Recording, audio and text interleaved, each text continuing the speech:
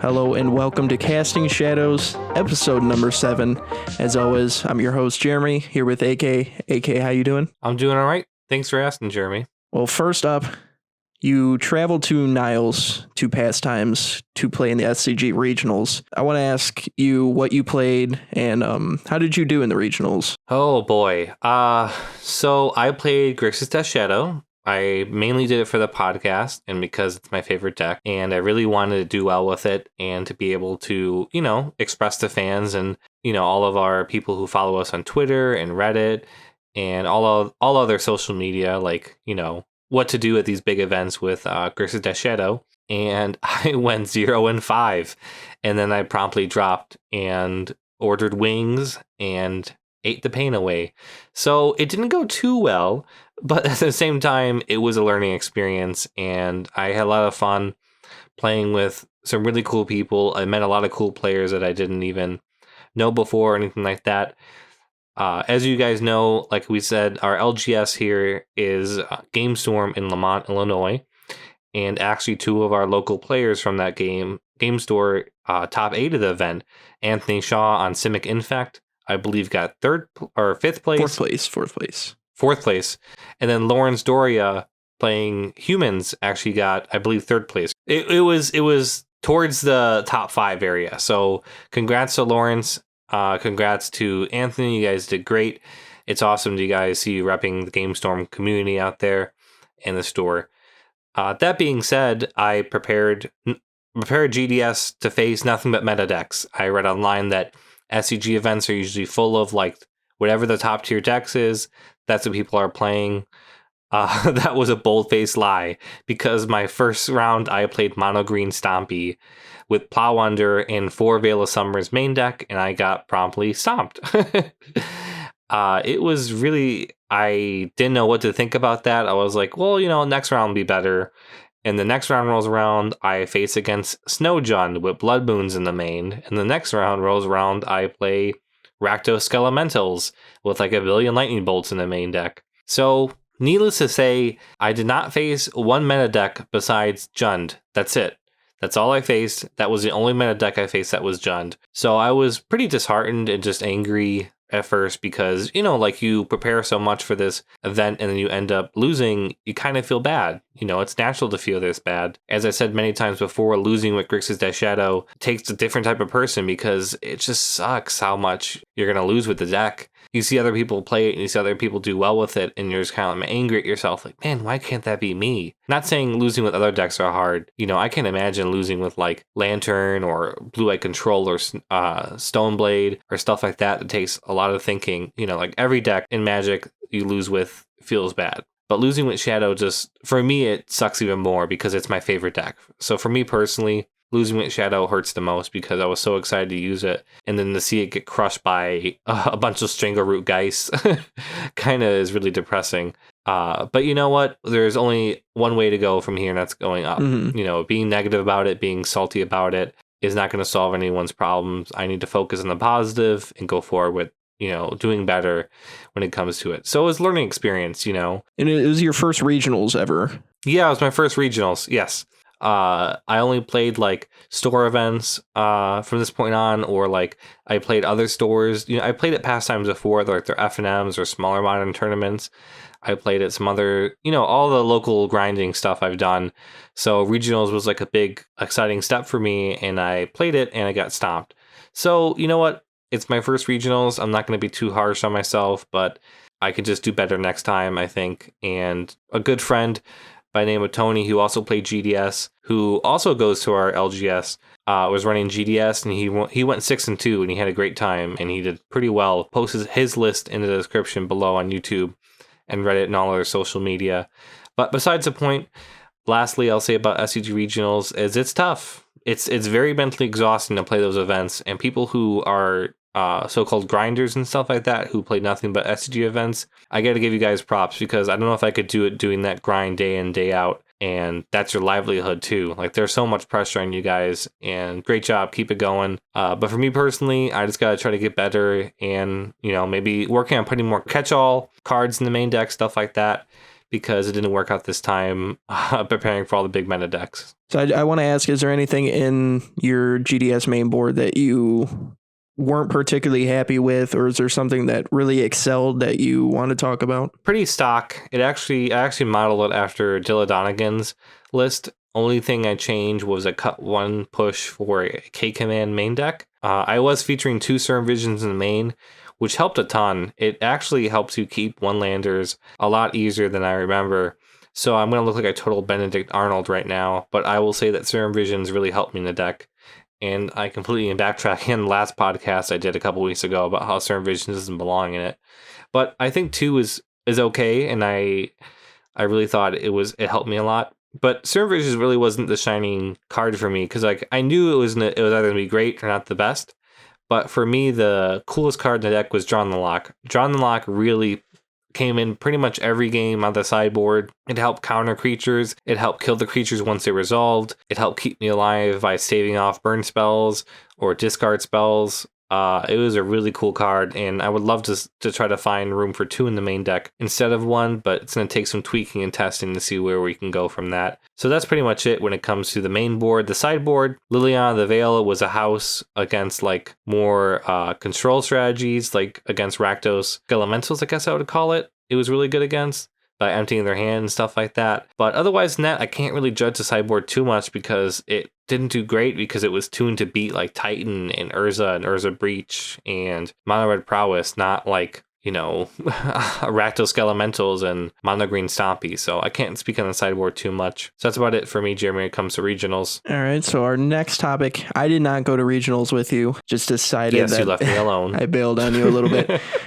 Sunday at our local game store did go to the F&M. Basically 5 minutes before the event, I was deciding between Mono Red Prowess or Crabvine, and I decided to go with Crabvine, and surprisingly, it did pretty good, I have to say. I remember you've played against some of the Sultai Snow decks that are becoming quite popular. You actually had a pretty okay matchup with those, if I'm correct, with Crabvine. Yeah, the first Snow deck I beat, I think, in 2, and then the second one I beat in 3. The key was really racing. I think both game 1s, I had like just basically kind of like some nutty stuff happen that they just fell behind too early because they need multiple lands to start doing what they need to do. And by turn 2, the one time I think I swung with 2 Vengevines. I had a Gurmag Angler on board or something, and then I was bringing in like 2 or 3 Prized Amalgams. And it's just like, at that point, most decks, even though that it is a slow deck, I think most decks are going to have a problem dealing with that. Yeah. So I thought it was kind of crazy. I just had basically just my luck kind of worked out for me. The first round I played this Niv deck, Niv Bring to Light, I believe it was. It was running a Felidar Guardian combo with another Planeswalker. I forgot what it was called. Saheeli Rai. So yeah. Next turn, he basically would have had me. I played Carrion Feeder. I had a Stitcher Supplier on board. He was at 4 after I swung with everything that I had, and which wasn't a lot. I think it was at that time, it was like a Stitcher Supplier and a Hedron, or not a Hedron Crab, Narcomoeba. So I was not looking good, and he had a Niv on board, and he was just going to do some nasty stuff next turn. And I sacrificed a Stitcher Supplier to Carrion Feeder, hit Creeping Chill off the first card, put him to 1, hit a land, and then the third card was another Creeping Chill to win the game. That's not going to happen all the time, to hit 2 Creeping Chills to win the game. So it was definitely pretty lucky, I have to say. Overall, I feel like the deck performed really well. Yeah, no, it sounds like Crabvine is definitely one of those decks that either work super well or kind of just mill themselves and do nothing. It's one of the two usually, I feel like. Because there was some times I glimpsed myself and I'm looking through the 10 cards. I'm like, wow, I hit a Gravecrawler and a bunch of nothing. Yeah. Mm-hmm. And that's not going to help me. But I do feel like I performed pretty well. my list will be on the screen by now. I am running, I see a lot of lists that go away from the Merfolk Secret Keeper. I'm running Merfolk Secret Keeper. There's a couple of turns where I did that turn 1, venture deeper, put 4 in the graveyard, and then be able to cast that later as my second spell to bring a bunch of Vengevines back. I do think that is really strong. It was running 1 once upon a time before that. We'll get to that later in the show, but I didn't think that it was really good enough just for a 1-up, so I have a Driven in Despair in that spot. Sideboard, I think Force Negations would be pretty nice. I don't think they would have helped me at the FNM this past Sunday, but the last time I played Crabvine, I played against a Lotus Field deck that I was just sitting there letting them do whatever they want, and it would have been nice to add Force of Negation, so that would be a nice upgrade. For sure. But overall, I was pretty happy with how Crabvine performed. I don't think there was really any changes I would do main board. Like I said, the Merfolk Secret Keeper is an easy sideboard, if anything. It's definitely not one of the strongest cards in the deck, but I do think that it is important to have in there and then side out if need be. Yeah, I was really happy with it. It gave me a lot of confidence. Yeah, winning is always it's always Next nice time feeling. I'll have to go to regionals with you, though. Yeah, no, for sure. I think I wish you the best of luck, but some part of me wants you to get crushed too, so you can just feel my pain and feel my sorrow, and then kind of like wail with me in the background. But you know, like I think maybe next time I will just try a little bit harder. Like I said, I put a little more catch-all spells on my sideboard. But it sounds like Crabvine's a really fun deck. I've always thought about building it, but I'm not too sure because you know me and Jeremy are we live like 20 minutes away from ever other. So if I ever want to use his deck, he lets me use his and I let him use mine. So like there's no point in buying it kind of thing. But it's definitely a unique deck. I also think it has a pretty okay matchup. It fits my playstyle really well too. Yeah, it's graveyard kind of degenerate deck. And I think it would have an okay matchup against Titan. I'm not too sure. Maybe if there's any more experienced Crabvine players listening to this, let us know what your Titan matchup is like. I feel like if you can get Titan... I definitely think if they hit Amulet turn 1, you're going to have a problem even on Crabvine. Yeah, for sure. Then that just makes them that much quicker. But if they don't hit Amulet, I feel like you have a pretty good opportunity to be able to flood the board before they're able to get a Field of the Dead, grab a bunch of zombies before they're able to get their Titan going. Yeah, you know, I feel like if Titan has basically just a race. Yeah, exactly. If Titan has that turn 3 Titan, I think forget it. You might as well just roll up the porches and just go home after that point. Roll up the rug, sorry, not porches. Also, I feel like Force Negation in that matchup is very crucial on turn 1 because you need to be able to force that Amulet away. Otherwise, you're going to just unlock all that mana for them. And even though you might want to not get due to like the 2-for-1, if sometimes you're sitting there, like I've sat there a little bit with a Narcomoeba in my hand or whatever, but the rest of the cards are really good. So I don't want to get rid of that just because I have a Narcomoeba in my hand. If I have Force of Negation and able to get rid of a Narcomoeba for free, that would be pretty good value. Because more than likely you might cast a Narcomoeba later, but you don't want to. Yeah, no, it's definitely one of those things that like you're willing to trade away so you don't die so you don't like let them pretty much steamroll you the rest of the game. You know, like I said, I didn't face Titan once. I was so irritated that like I built my deck basically to fight against Titan. I played and practiced against Titan, and I go to the tournament and I don't face Titan. So I was pretty bummed. But that's besides the point. Not only that, you didn't even hit any meta decks. I hit one Jund deck. I hit Snow Jund, and then I hit Normal Jund. And Normal Jund was, you know, it was a fun matchup, but that's like, you know, GDS versus Jund has been around since GDS. GDS is an inception, really. But besides the point, you mentioned Once Upon a Time, which brings us to our next topic of the day, the Banned and Restricted announcement that happened. So, if you haven't heard, Once Upon a Time has been banned in Modern. I want to point out that Once Upon a Time was printed in Throne of Eldraine. Oko Thief of Crowns was printed in Throne of Eldraine. So that makes 2 cards now that have been printed in Standard, Modern, and Pioneer. So that really shows the power level of Throne of Eldraine. But I want to start off by asking you, what do you think about the overall bannings, the overall BNR restriction announcement? What are your thoughts? So as far as the BNR announcement goes, I think that everyone was kind of expecting this BNR to focus on Pioneer more than anything because, you know, granted we're a Modern podcast, but we need to acknowledge Pioneer every once in a while.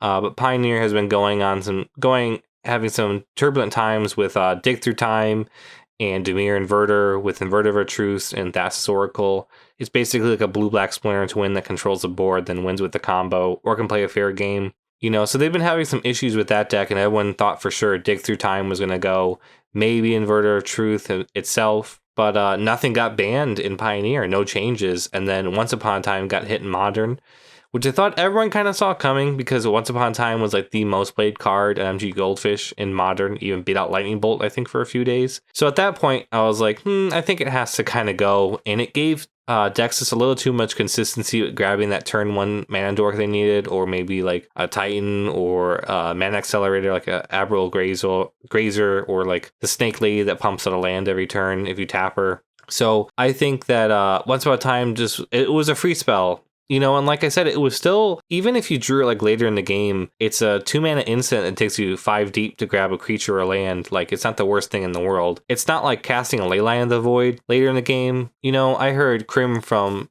MTG Goldfish say that like if you draw like a Leyline later in the game, like if you're already like a Leyline on the board and you draw one later in the game, it's pretty much like a dead card. Like you draw it, it's just like, well, I just get my draw step. But Once Upon a Time, it is not like that. Like you draw it, you're like, okay, cool, I could just dig 5 deep and it's in the middle of the game. I need to find a thread or an answer or something like that. I feel like it gave those decks a little too much consistency, and seeing it go was nice. I mean, I don't think the Titan decks are neutered by any like means. I think that they're still going to be great. They're probably going to go back to the Ancient Stirrings plan more than anything. They're probably going to focus more on just the good old-fashioned Simic Titan build that we saw. Maybe lean away a little bit from the Dryad plan they used to have. But we'll see how the meta shakes up. It's not like a huge shakeup. Once upon a time, you need to go. Veil is still in the meta at the moment, but who knows about that? It might leave next BNR, it might stay, but for overall, it's a sideboard card more than anything. Granted, I saw it in the main deck this weekend, but besides the point, I think it's a solid card too in keeping black decks in check. It does create humongous feel-bad moments though. But overall, I was pleased to see Once Upon a Time go. Like I said, it brought a little too much consistency, especially with the Eldrazi deck running around with Once Upon a Time there. Those were scary. I don't want to get like thought knotted any sooner than I have to, so it was kind of cool, just easing the format a little bit. I think Modern's in a really good spot right now. It's really fun. You can play what you want. GDS is fun. Crabvine's fun. Like Crabvine is not necessarily even a tier deck at the moment. It's not really placing anything big, but you still enjoyed yourself playing it. You can play it too. So I think it's a pretty good meta right now for everyone. What are your thoughts, Jeremy, on the ban and restricted announcement, you think? Yeah, I agree with that statement. I do believe Modern is probably the healthiest it's been in a while. The Oko times were just really not fun. And then before that, you had Hogak. So it's just the Modern meta has been kind of stale for a while. And I do like Titan is really strong right now. But at the same time, you might walk away from a major event and not know who the winner is. It might not be Titan. And there might be a lot of Titans in the top 8, but Titan might not come away the winner. It could be Jund. It could be Infect. It could be Dimir Wurza. It could be a multitude of decks, mono red prowess. So I do believe that is really good obviously it's really good for the Modern format. I was a little underwhelmed with the bannings. Once Upon a Time definitely needed to go because it helped bring a consistency to Amulet Titan. Well, not only Amulet Titan, basically any green deck mostly played it. Like Infect played 4 copies, and it's just another way of digging 5 deep to find a creature or a land that you're struggling with. Yeah. But I was, like I said, I was a little underwhelmed. I don't think this really affects Amulet Titan at all. Like, it's definitely going to bring it down a little bit, but at the same time, overall in the big picture, I still think eventually another banning is going to happen. I think they just kind of, I think they had a list of cards that they were looking at, but they were like, okay, let's get rid of Once Upon a Time for now, and we'll see if the deck is still strong after that, and maybe knock down another card. I don't think they wanted to overcommit to, all right, let's get rid of Once Upon a Time, let's get rid of Field of the Dead, let's get rid of Veil of Summer, because that completely shakes up everything. Yeah. I do think Field of the Dead should have been banned because, like I said, it does knock down the consistency a little bit for Titan, but they still have 3 different outs that they can potentially win the game with. And overall, they were still strong, even if they, like, games that they never even touched a Once Upon a Time, they were still really strong because they were able to amulet and do their tricks with their lands, or they were able to Summoner's Pact to find their Primeval Titan, and now we're going to start grabbing Field of the Dead, we're going to create a zombie of armies, and then you look in their graveyard, they never even casted a Once Upon a Time. So overall, I do agree that it needed to be banned because at worst it was a 2-mana instant that could dig 5 deep, which for some decks might not be too good, but it's still overall the premise of it is really good. But at best, sitting there, just play it for free. Dig 5 deep.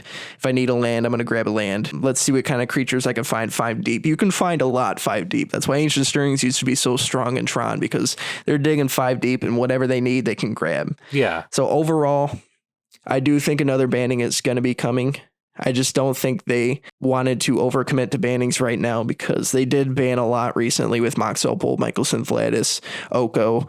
So I don't think they wanted to ban another 3 cards right away, but something is going to happen eventually, because overall in the long run, this is going to have a really minimal effect on Primeval Titan as a whole. I don't want to see Primeval Titan get banned. I know some people call for the card itself to get banned. I love the deck. I've never played it, but I've played against it, and it's still a really cool deck. I just want to see it tamed a little bit. I think Field of the Dead is egregious because it just floods the board. If you hit that late game, they're just going to blow you out of the water. So I definitely want to see that eventually go. And I think if they get rid of Field of the Dead, it would definitely make Amulet Titan a lot better for the modern format, because then you're either relying on Titan and its tricks, which is really fun to see sometimes, or you're relying on a 2-card combo, basically with Dryad and then Valakut, which is definitely not as strong as Field of the Dead, flooding the board with zombies. You can interact with Dryad by just killing it, and then exactly. your Valakut does nothing now, so it's not the end of the world when it comes to it. I think Field of the Dead is a very strong Magic card for sure. I would like to see it banned too. At the same time,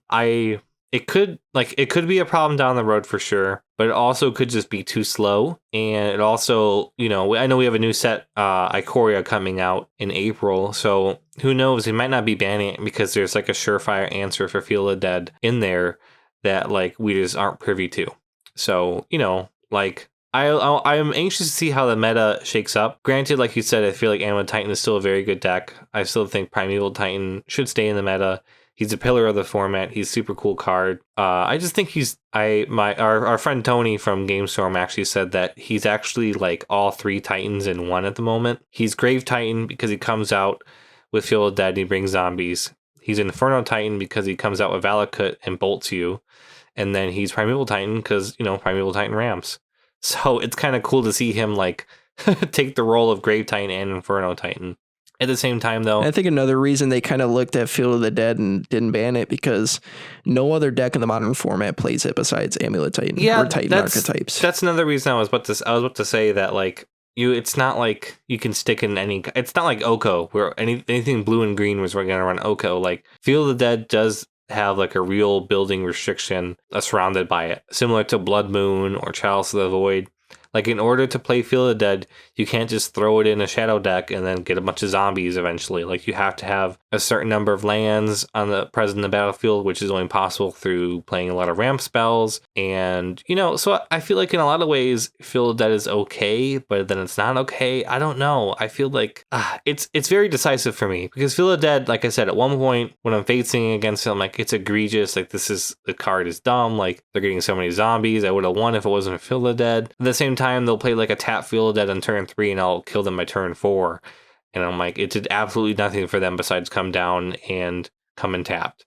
And maybe tap for a colorless once. So I don't know. It's kind of a weird spot for me. I want to see how the meta shakes up before I ask for any more bannings for sure. Granted it's only 1 card, but we have to see, how you said, I feel they didn't want to just quickly ban all the cards because I feel maybe Veil is keeping black decks in check and Field is kind of a cool building card that maybe they want to see more people experiment with. I agree with that. I want to ask, so there's a lot of people in a frenzy. They started buying out copies of Splinterton, buying out copies of Birthing Pod. There's another card that was banned. I don't remember what it was. Oh, Green Sun Zenith was the other card. Yeah, that's what it was, Green Sun Zenith. Are you surprised at all to not see any unbannings? And are you hoping in the future that they could unban something? I think, well, first of all, the whole buying banned cards before the BNR announcement was a super common thing. It's always has been. Stoneforge Mystic would spike from like $20 to like $60 every BNR announcement, because people would be like, oh, this is the day, and then it wouldn't. And then the one day it actually did, copies like skyrocketed. So, for those MTG finance people who did it, like, congrats to you. But when it comes to Splinter Twin, I think Splinter Twin is fine in the meta in Modern. Like, I don't think it really needs I don't really think it's ban worthy. It's laughable that we had cards like Hogak and KCI and Oko in the meta at one point, and Splinter Twin is still on the ban list. Like, I don't know. It's a 4-mana enchantment. Oh wait, no, isn't it 5? No, it's 4-mana enchantment. It's a 4-mana enchantment that's double red. Like, it it's still like a fair card, and it has like a fair game plan attached to it. Like, it's basically is a control deck with a combo finish similar to a Devere Inverter in Pioneer, but it interacts with you through counter spells, lightning bolt, snapcasters, permission spells, all the likes of that kind of stuff. So it's a healthy game. Like, I like games that I have to interact with opponent, and it's like kind of like a cool race. Like, those games are pretty fun. It's not fun with KCI like sits there and plays solitaire. A Hogak lands a turn 2 8/8, and you're like, okay, well, what do I do now? Like, so I feel like Splinter Twin should be unbanned. Green Sun Zenith, I'm a little wary on, just because I know creature combo decks can kind of get out of hand. Birthing Pod, I'm kind of like, I don't know. Toolbox strategies are kind of scaring me sometimes, but then at the same time, Birthing Pod decks didn't have to face against Ashiok, which is a real card now, and it would completely just shut that deck down. Like, okay, a Birthing Pod, cool, you can't search your library at all anymore. So, it's a fun creature centric deck that like Plague Engineer could like hate out too, by naming like a key combo piece or something. So I don't know. I feel like a lot of those cards are okay with being unbanned. Like I said, Preordained's fine. Splinter Twin I feel like would be fine. I feel like I really wish Splinter Twin will be unbanned, because I feel like it would have a very good Titan matchup, which would be really cool to see those two decks kind of duke it out. So who knows? Maybe WotC will do it in the future. They unbanned Stoneforge Mystic, which I never saw coming. And so unbanned that, I feel like they could definitely unban Splinter Twin. What about you, Jeremy? What do you think? I think with Splinter Twin, it's more of a matter of when than if, because the community really helped getting Stoneforge Mystic unbanned, and the community is really going wild for Splinter Twin. And I think it would be a great idea for Wizards to start unbanning some stuff, because like they've banned Oko, they've banned Mox Opal, they banned Michael Synthlandis, now they've banned Once Upon a Time. They're banning a lot of cards, and it might be causing some players fatigue. So to kind of compensate that, be like, okay, so we're going to take away these cards from you, but we're going to bring back in Splinter Twin. And I think a lot of people would be able to trade that and be like, okay, well, these cards are going to get banned, but I'm going to get the opportunity to start brewing with Splinter Twin in this new meta. That's going to make me happy. So I think to offset that, they need to really take into consideration what cards would be okay in this modern meta and start unbanning some of them. And at the same time, because like I said, you're really getting fatigued, because you're sitting there like, well, is my deck going to get banned? Is something going to be taken out of it that's just going to be crucial to it? Like, we've had a lot of bannings recently because we've had a lot of powerful cards. Like, ever since Hogak, we've had quite a few modern banning. And just to kind of offset that, we've had all these bannings, but only Stoneforge Mystic was unbanned. So I think it would be a good idea to kind of look at it, because I guarantee there's other cards right now that are on the watch list that Wizards is like, okay, so we won't ban this time, but we're going to keep a close eye on it. I think Field of the Dead is probably in that list. Veil of Summer is in that list. Maybe Arkham's Astrolabe is in that list. And if they're going to start banning more cards, I think they really need to consider, okay, will Birthing Pod be really crazy for this modern format, or do we think we can release it? Will Splinter Twin, let's try to think of some combinations. Will that just completely run away with the modern format? So yeah, I really think they need to take a look at that. What do you think about that? I mean, God, like, it would be so cool. It'd be like, the WotC be like, what's that? Everyone's complaining about Amulet Titan. Well, guess what? Here's Splinter Twin. Beat it. Like, I think it'd be really cool if they had kind of that mindset instead of like pitchforks and banning every time a deck does good. Granted, there are some decks that are super egregious, like Oko and Hogak, that just needed to go. Like, they really couldn't survive in the meta because they're kind of too oppressive and everyone was playing them. But Splinter Twin, I feel like, would be really cool to have back in the format. Birthing Pod, I'm a little wary on, because it does create for some more, like, I don't know, a little more dragged out games. But at the same time, though, it'd be kind of cool to see it duke it out with, like, a Yawgmoth combo deck that would probably run Birthing Pod itself, or, Shadow would just have to like kill everything they put on board, which would be kind of super cool. And like Birthing Pod can still get stubborn denial because it's an artifact. So like it has natural enemies already waiting for it. So I think it'd be kind of cool to see that unleashed in the meta. And we've killed a lot of decks with all these bannings. Like when Faithless, like obviously Hogak got banned, that deck really had to transform now more into what you see as Crabvine, but that kind of killed the deck at the recent time. Faithless Looting killed like Hollow One, it killed Izzet Phoenix. Mox Opal killed regular Affinity, it killed Hardened Scales.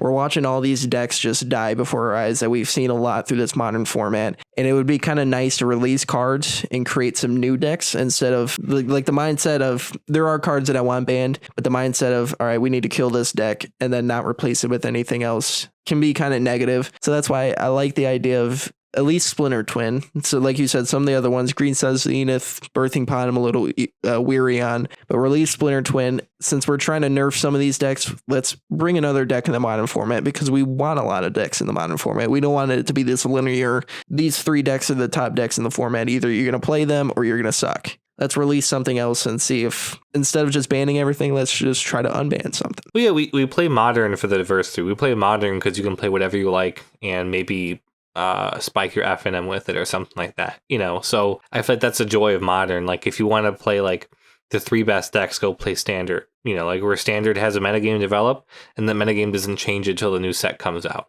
So I feel like Modern is a place where you can brew what you want to brew, you know. Like I feel like that's what happened with Pioneer too, is people like, oh my god, it's a brewer's paradise, you can build whatever you want, like, you know, the floodgates are open, which was true in the beginning, but then like, you know, inevitably decks are going to rise up that will become top of the meta and they're going to be hard to beat, and then it's going to crush your smaller decks. You know, Dimir Inverter is going to laugh at your homebrew and just crush you and win with the combo. So I feel like in Modern, you could, that definitely can happen to you with your homebrew, but then also at the same time, you have access to tons of powerful cards that could fight back. You know, like Splinter Twin has Deceiver Exarch, which, or Pestermite is 2 key combo pieces. Mystical Dispute lines up fantastic with those and are great sideboard cards in fighting against it. You know, like we have Force Negation as well. Like if they try to tap out for Splinter Twin on their side, you can just Force Negation it and then it goes away. So like there are failsafes in Modern now that I feel like would definitely keep Twin in check, you know.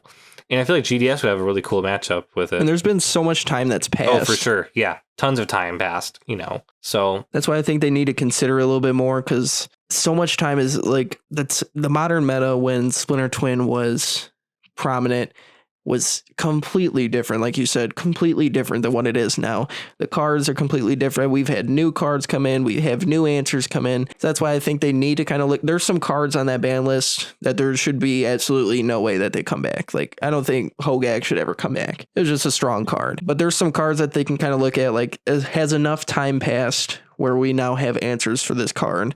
Because in Modern, 4 mana is a lot. Like, Urza is 4 mana, but it's an extremely good card. Jace, the Mind Sculptor, really good card, but you don't really see it anymore because it really depends on the power level of the 4 mana, because anything above 3 mana, you're starting to push it. Like I said, that 4 mana, like Jace, the Mind Sculptor, 5 mana for Teferi. Blue-White Control used to be prominent, but it's no longer as prominent now, but Urza's 4 mana and it's good. So let's see, Splinter Twin is 4 mana, so you could play it and just get stubborn denied, and then what are you going to do then? So I think enough time has passed that it could be good. I think for sure, you know, like we're Jace found a home eventually too. Like we unbanned Jace. Like I was terrified of Jace. Don't get me wrong. Like when they first announced Jace was going to be unbanned, I was like, oh my god, this is going to be a nightmare, because he has like a billion loyalty. He has like all these different like tick up loyalty stuff, and he has like a 0 that's a brainstorm. He can bounce creatures, and he has like a super scary ultimate. I was like, this is gonna destroy me. But then like he basically only can survive in control strategies or like mid-rangey decks like Sultite Snow or the Snowblade decks that run him. That's it though. He can't be slotted into every single deck in the world like Oko. Anything that runs blue is not gonna run Jace. You know, I think Splinter Twin will run Jace though too, which is kind of cool. But yeah, no, I think it's a cool subject, and I feel like that Twin should be unleashed and we can see how it goes. And worst case scenario, just be banned again if it's too much, you know. And Stoneforge Mystic was unbanned, and it took a while to find its footing in the modern format, but it's finally starting to get its place in the modern format, and it's no longer as strong as it was when it first got banned, when they were like, all right, we need to get rid of this card. Now it's a really strong card that's brought Azorius to prominence, basically, and it has a really good place in the modern format right now. I don't look at Stoneforge Mystic when I play it and I'm like, man, this card is way too strong. Like, this is ridiculous. Like, we need to reban it. Enough time has passed that Stoneforge Mystic is completely fine in this meta, and I think enough time has passed that Splinter Twin can be completely fine as well. Yeah, for sure. I'm pretty sure that actually Stoneforge Mystic and Jace the Mind Sculptor, prior to being in Modern now, prior to this, I don't think they were ever legal in Modern. They were preemptively banned from Modern. Were they preemptively? Because they were. Because I'm pretty sure they were. I don't know. Correct me if I'm wrong. So I'll have to look that up and double check it. But I'm pretty sure they got printed and people were like, nope, it's too strong. So, like, you know, it's kind of crazy that stuff like that could happen. I couldn't even think of something like that happening now, but hey, we got Oko that happened. So, you know, but real quick, I want to touch on the Once Upon a Time ban affecting 4-color Shadow and Grixis Green, because we are a Death Shadow podcast, and I know that people are going to be wondering where to go from there when Once Upon a Time is cut. 4-color, the Traverse builds featuring Tarmogoyf and Death Shadow will have a lot easier time switching Once Upon a Time out. You probably just compensate with another Stubborn Denial and another Traverse to Uvenwald, and there you go. Boom, you have your deck. You know, you can either put like a main board bolt, or perhaps like a Grizzly Salvage in there randomly. You know, so like Traverse will have an easy time. 4-color Shadow is not going anywhere. I think it's going to be a fine, viable deck. Grixis Green, however, I think is going to be a lot harder to be viable. It just kind of really, like, I remember playing Grixis Green, and the best card to have in your opening hand was Once Upon a Time, because you could find that angler so easily to be able to pump it out in turn 2. That is no longer the case now, so I don't know where Grixis Green goes from here. Me personally, I don't really seeing it to be a viable deck. I'm going back on Grixis. Granted, I went 0-5 with it. I'm still going to go back with it. I know people in the Discord are talking about adding Veil of Summer to Grixis by compensating it with one Overgrown Tomb. And it kind of reminds me back in like 2017, Grixis Death Shadow used to play one Godless Shrine in the sideboard with Lingering Souls in the sideboard, like for just random grinding value against Jund and other decks and stuff like that. So I feel like it's a cool idea with Veil of Summer. It could work, could not work. I think it's one of the ideas that's going to need testing. So we have to see where the meta shakes up. You know, like if the best decks are still Amulet, like what's the point of playing Veil of Summer if they have all like, you know, green spells anyway. So I don't know. I'll see how it goes. Me personally, I'm not that big on it because like it just seems kind of wonky to me, especially with a deck with 4 Thought Scours and stuff like that. Then again, I could be wrong. I'm no expert.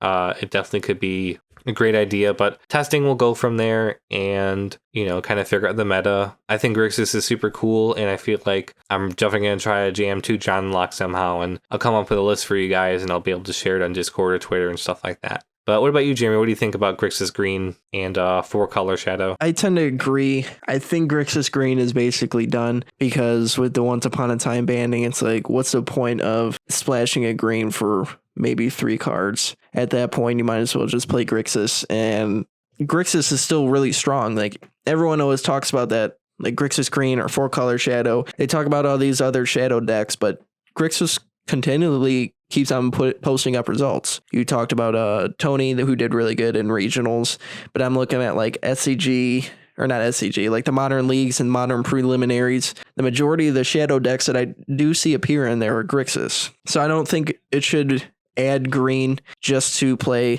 Like I was looking at a Grixis Green list. So it was 3 Once Upon a Time, 1 Tarmogoyf, and then in the sideboard, 2 Veil of Summer and Assassin's Trophy. So I don't really see splashing green just to be able to play 3 sideboard cards and then maybe 1 Tarmogoyf. So at that point, I think, and then you have decks that are sideboarding Blood Moon now because they're able to, like I think some versions of Bant Stoneblade do that now. So now you're trying to not only not restrict, but you're like really putting a strain on your deck trying to switch to 4 colors just for three cards that you might mill over with a Thought Scour. And then if they play Blood Moon, that just feels even worse. At that rate, I think just switching to Grixis would be fine. 4-color Shadow, like you said, still completely viable. They were really only playing 2 to 3 copies. Going up to 4 Traverse. Traverse is such an excellent card. Just finding out, whether you get rid of the last spot for like a Stubborn Denial or something, that's just going to take a little bit of testing. I definitely think they're going to switch up to 4 Traverse. 4-color Shadow is definitely going to be fine. It's definitely a really good deck. That and Grixis, I believe. Well, Jund Death Shadow has been doing really good. So Jund has been a Shadow, monster lately. And Grixis, those are the strongest Death Shadow decks. Mm-hmm. Yeah, I want to talk about Jund Shadow real quick. Because we've had a really big resurgence of the Suicide Zoo type decks with like 4 Monastery Swift Spheres and Commandments and stuff like that. Those decks have just been really hitting Titan hard. And I think they really punished Titan for just kind of stumbling in the early turns with like Monastery Swift Spear attacking on turn 1 along with like a Shadow or Tarmogoyf. Like those are really cool. They were also playing Once Upon a Time as well. But I could see them just cutting it for another pump spell or like a random green cantrip, maybe like a bauble or 2 or something like that. I think they already played bauble, but like there's plenty of 1-mana green cantrips. I know there's like Adventurous Impulse they could play too, or just more pump spells, honestly. Crash Through is another one. Perfect way to draw a card and give everything trample. I know if you go to MTG Goldfish, you look at the SCG regionals list, they have all the regionals. You're going to see Grixis Death Shadow and Jund Shadow show up quite a bit, so like Grixis is still a viable deck. I know it's kind of a meme on Twitter. People make fun of it and call it a unplayable deck, and at times it is. But I really do think Grixis is still a very viable deck, and and to me, Grixis is still king in my heart. So go all to y'all Grixis mages. I got you. I do believe Jund Death Shadow is definitely an interesting combination now. We haven't seen that in a while, but I think like you said, it really does good against Titan because I believe it's a lot speedier than 4-color Shadow and Grixis can be, because I'm looking at the list right now. They only had one Once Upon a Time in this SCG Modern IQ Levittown 8th place list. So replacing that with probably the 4th Traverse Uvenwald would be smart. But like they're playing like Swift Spear Prowess can easily start adding up a lot of counters to swing that turn. And then you have Mutagenic Growth, not only could potentially put on Monastery Swift Spear to make it bigger, but also just accelerates your game plan for Death Shadow. And then you're playing Tarfire, which is another way just to make your Tarmogoyfs bigger while also doing 2 damage to the opponent. It just looks like they're so much quicker. Monastery Swift Spear is such a great card, really good in burn, really good in mono red prowess. Just being able to activate all those prowess triggers. Like I said, Mutagenic Growth, either putting that on Swift Spear, putting that on Tarmogoyf, putting that on Death Shadow, like that's really good. And I'm very intrigued with the new Jund Death Shadow list. Yeah, no, it's an awesome list, and I feel like that they're very powerful, and like they kind of remind me of a shotgun. Like they're not good at going in the long game. They're not good at like playing against control strategies in the long game too. But like who is sometimes? But like they're gonna kill you really quickly, and they're basically like a double barrel shotgun, sawed off, just ready to blast your face open. as violent as the imagery is, but like that's how I feel like playing against them. Because I was testing against somebody who with Jund Shadow with the Swift Spear, and they calling it Swifty Shadow, by the way. I think it's kind of a fun name. But like Swift Spear hitting you in the face on turn 1 is no joke, and then all of a sudden like I'm being thought seized, and like their Swift Spear is like a 5/6, and Shadow's out there too with a Battle Rage. Like I am screwed. And then here comes Tarmogoyf. Like it's a real deck. And for people wondering, like, well, Become Immense makes your Tarmogoyf smaller. Like, which is true. The Delving probably will make it smaller. But when they're Become Immencing, you're probably gonna die that turn. So like, don't count on that. Like, don't count on being like, oh, well, at least their Goyf is smaller. Well, the game's pretty much over. So.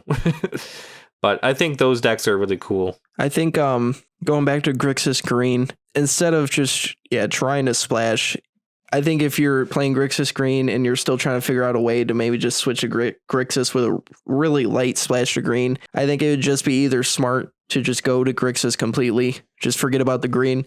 And if you really want green in your deck, I think you should really consider Jund Death Shadow, because like you're still getting a lot of the powerful green cards. You're still getting powerful Traverse. They have, well, Mutagenic Growth, I guess you can kind of call it green, even though you're mostly going to be casting it for 2 life. Tarmogoyf, Become Immense, like you said. And they have a really strong green sideboard cards. They got Veil of Summer, Assassin's Trophy, Collector Oof. They're playing, this guy was playing Choke and Tireless Tracker in the sideboard.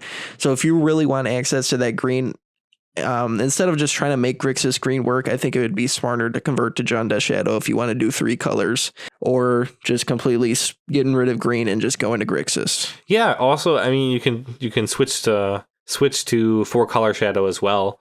You can just buy the extra Tarmogoyfs and go straight 4-color. 4-color plays very similarly and has lots of cool elements for sure. So I think Shadow decks are here to stay. You know, like, granted, we're casting Shadow, so we're going to be a little biased when it comes to that stuff. But overall, I think it's a cool way to, you know, kind of express yourself in Shadow. There's so many flavors to choose from. You know, I feel like a kid at the candy store. Besides Esper, sorry, Jeremy, I don't think no one wants the Esper flavor at the moment. Yeah. Maybe one day. Could you please take Esper Shadow to a regional and tell me how you do? Don't tempt me. I just love what CU's waltz in there and like first place Jeremy Manthe with good old fashioned Esper Shadow. I think it'll bring a tear to my eye. I've been seeing some lists going around on Facebook, and I'm like, maybe I should try it again. It's just, like, Jeremy, it's so tempting. But hey, Jund Skelemental with Kroxa, or Jund Shadow with Kroxa worked. Like, who knows? Anything can happen in Magic. So I think those are really cool decks. You know, like I said, but Mutagenic Growth is such a cool card, man. Like, giving that +4/+4 for 0 mana, and then it also triggers Prowess. Like, oh gosh, it makes you all like warm and fluttery inside. And on top of that, yeah, it frees up your mana so that you could potentially Tameo Battle Rage. So not only are you paying 2 life, make your Death Shadow stronger, and you're adding, is it +3 or +3 or +2 +2 but with Shadow it's basically +4/+4 because you're paying a 2 life with +4/+4 Phyrexian mana, and then you don't pay a mana, and then you TBR. Like, that's a really good 2-card combination right there. I know. I kind of wanted to stick Killfiend in here too. Killfiend, I love Killfiend. Killfiend's awesome, you know, like, God, it's just such a cool deck. I think Swifty Shadow is definitely here to stay, and you guys should check it out. I believe there's a pretty big proprietor of the deck. I'm forgetting his name, but I'll have Jeremy post his name in the video section on YouTube, and I'll post a link on Reddit and stuff like that. So you guys can go check out his Twitter. I know he's a pretty big, like I said, proprietor of Swifty Shadow, and really tries to push a deck and everything, and I think it's a solid deck. Like I said, if you're playing Grixis Green primarily, you can either go straight to Jund, straight to Grixis, or go to 4-color Shadow. So you have tons of options. Don't worry, you're not stuck in the water or anything like that. Like, you know, I feel bad for the Affinity players when Mox Opal got banned, because it's like, well, what do I do with Arcbound Ravager now? Like, they didn't have these options. Exactly. There was no like, oh, you know, go play. I don't know. Is there even an Arcbound Ravager deck going around right now that's like popular? I don't think so. Not that's any kind of tier list. Yeah. No, because like, you know, when Simic Urza got pretty much nerfed and nuked by the Oko and Opal ban, they just switched to Dimir Urza. Like, so it really didn't affect them. You know, Karn decks went back, or like Tron decks went back to being Tron out Makos and Platis. But like the Opal players really got hurt, or Infinity players really got hurt when it came to like their decks and stuff like that. So I feel bad. But, you know, like I said, who knows? Wizards might print something really cool and Arcbound Ravager will get broken again. So, you know, but I feel like that's all the time we have for today, everyone. So thank you for joining us. Thank you, Jeremy, for editing and all that kind of good stuff. And thank you guys for dealing with my mopiness about SCG Regionals. I promise I'll do better for you guys next time. Also, quick word on the playmats. Jeremy's is coming in with a new design. It's a little more darker. So we're going to test that design, see how you guys like it on Twitter. And then once we have that all hammered out, we will do a giveaway and give it away to one lucky person. And also, I'm thinking about doing stickers. I know it's kind of a lot less exciting than a playmat, but if you guys would like some stickers, I was thinking about printing a whole bunch off and just mailing them to random people. You know, it's like 50 cents a stamp. Might as well have it. Slap it on your trade binder, put it on your F&M table, all that fun stuff, you know. So let us know what you guys think, and thank you for joining us this week. See you next time.